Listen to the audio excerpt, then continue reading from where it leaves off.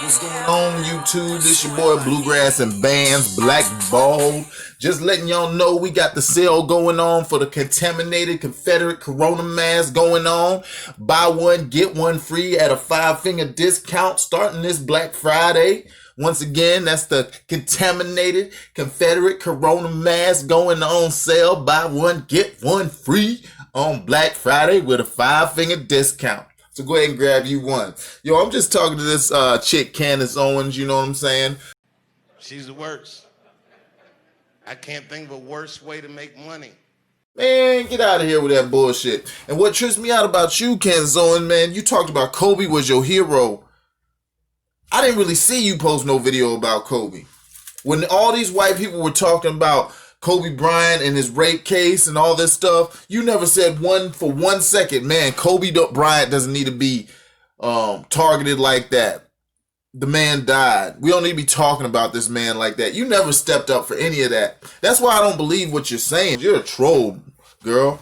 Because like you know the words that you say and the situations that you choose to speak on, you know what type of effect they're gonna have. And usually you don't really take a loud stance, you don't take a loud stance or make a big statement unless it's against your people and for the conservative party and for them, which I understand that's your little fan base, but that's what people's problem is with you.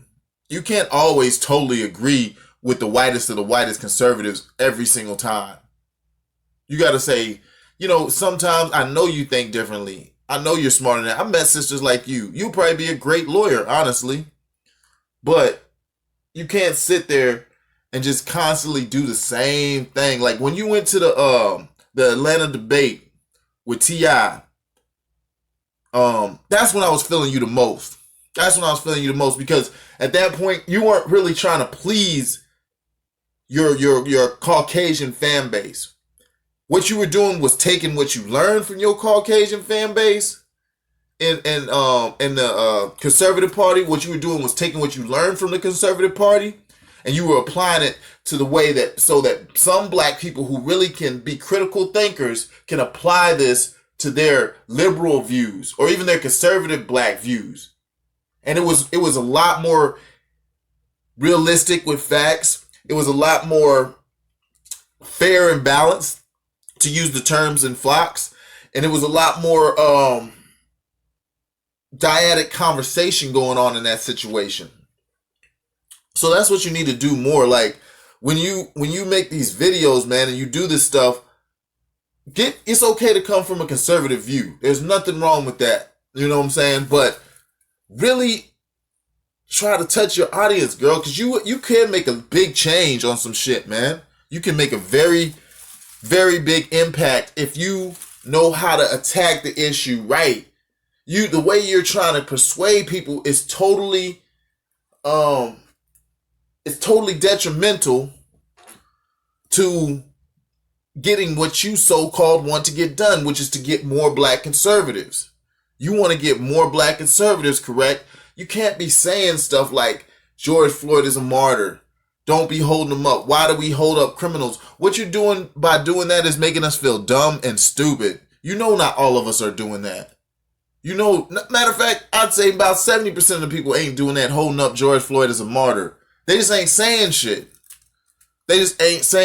He's not a martyr. Everybody can see that video and see that man was on something, man. They're saying the situation with the cop was fucked up like you said. So like, don't sit here and just constantly do this to yourself because you don't know the power that you have. You could be, if you play your cards right, you could be in some kind of office position pretty soon. Some kind of cabinet, possibly president, possibly a vice president. But what you're doing is detrimental to our people and detrimental to yourself. Because it comes off as you want to be white so bad. It comes off as you want to be accepted by white people so bad. You want to hug from these white folks so bad. That's how it comes off as.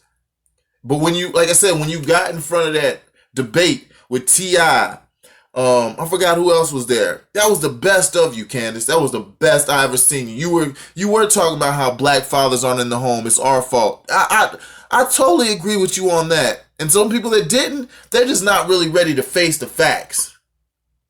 They're not really ready to see, you know what I'm saying, reality in front of them, how detrimental we are to our society. Because my thing is, some of these niggas just got to go.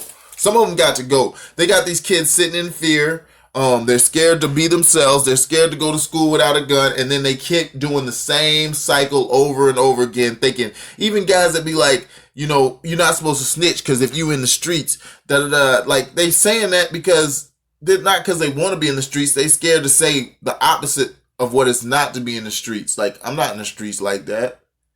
I'm still cool, but I'm not going to be in the streets doing some stupid bullshit like that. That's it. This is Blewgrass and Bands. I'm out. Peace.